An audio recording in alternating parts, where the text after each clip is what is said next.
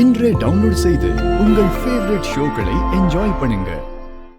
ஊருக்குள்ள புதுசா ஒரு சிட் ஃபண்ட் கம்பெனி வரப்போதானே, அதுக்கான வேலையெல்லாம் நீ தான் பாத்துக்கிறதா சொன்னாங்க.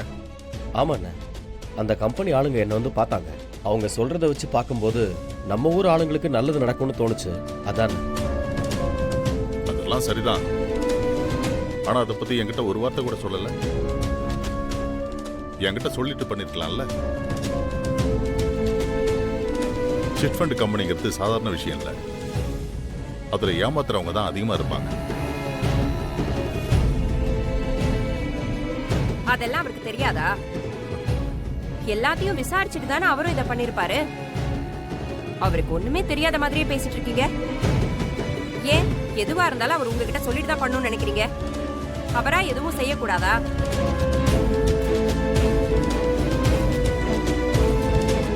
கல்யாணி, நீ எதுக்கு இப்ப கோவப்பட்டு பேசிட்டு இருக்க?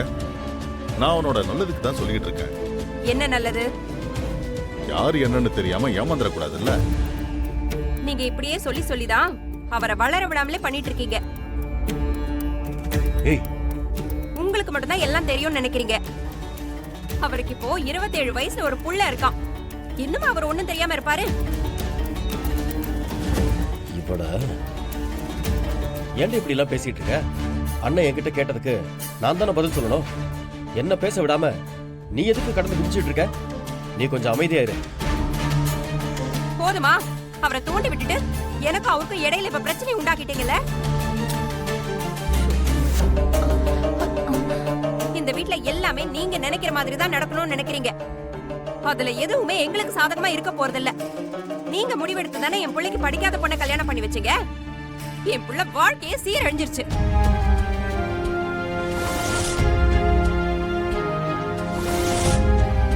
ஏய், அமைதியா இருன்னு சொல்றல, அப்புறம் எதுக்கு தேவையில்லாம பேசிட்டு இருக்க? உங்களுக்காக தான் நான் பேசிட்டு இருக்கேன். அது புரியாம நீங்க என்ன அமைதியா இருக்க சொல்றீங்க? சொல்லிட்டே இருக்க, வாயை மூடவே மாட்டேங்கிற. குணசாரா, என்ன பழக்கம் இது?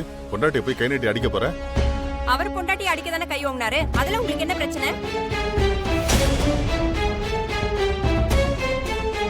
அவர் என் புருஷன் என்ன அடிப்பாரு, என்ன மிதிப்பாரு.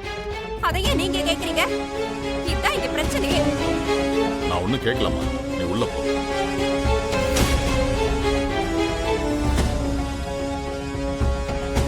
அதான் சொல்றாங்கல்ல, அப்புறம் எதுக்கு இங்க நின்னுட்டு இருக்க? வாயை மூடிட்டு உள்ள போ. உள்ள போன்னு சொல்றல. அம்மா, ஏய், என்னம்மா நீ போடா.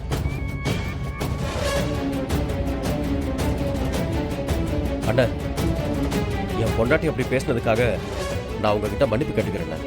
எதுக்கு நீ மன்னிப்புலாம் கேட்கிற? அதெல்லாம் ஒண்ணு வேணாம். நீ இந்த சிட் ஃபண்ட் விஷயத்துல அண்ணன், அதை நான் பாத்துக்கிறேன். அதுல நீங்க தலையிட வேண்டாம். அதனாலதான் இவ்வளவு பிரச்சனையுமே.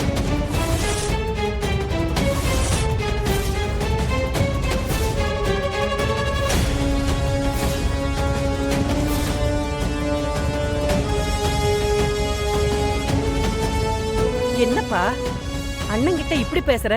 அம்மா விடு, நான் தலையில்லப்பா, நீயே பாத்துக்க.